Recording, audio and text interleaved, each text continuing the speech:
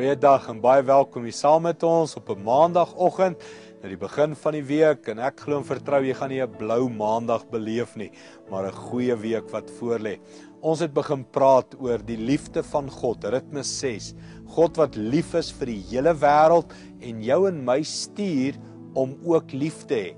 Een van ons probleme met gaan lief hê die wêreld is natuurlik die oordeel wat ons oor ander mense vel.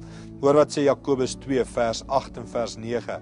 As julle werklik die wet van die koninkryk van God onderhou, soos dit in die skrif staan, jy moet jou naaste lief hê soos jouself, dan doen julle reg. Maar as julle die mense na die uiterlike beoordeel, doen julle sonde en veroordeel die wet van God julle as oortreders. Hier is hierdie harde woorde, as jy mense na die uiterlik beoordeel. Wat beteken dit om mense op die uiterlik te beoordeel? Dit beteken om te oordeel volgens alles wat jy sien. Nou, wat jy sien is wyd, nê? Wat jy sien is wat se dade doen mense. Daai ou het nou net 'n kar gesteel. Daai ou het nou net sy kind gevloek. Dis 'n daad en jy oordeel op wat jy sien.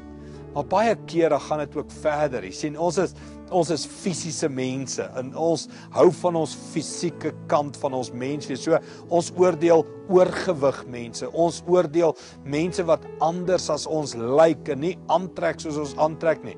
Maar ook uiterlik oordeel is ook kleur, nê? Ons sien party mense as wit, ander as bruin, ander as swart.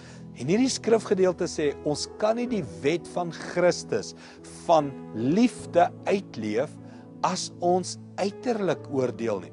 So ek en jy moet gaan kyk na met watse oë kyk ons na mense. Sien ons net die uiterlik raak of sien ons soos Christus? Sien ons die innerlike mens raak?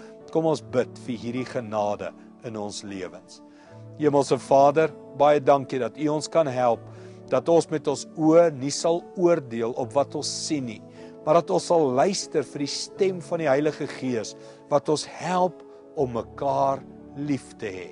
Dankie daarvoor, Here, in Jesus naam. Amen.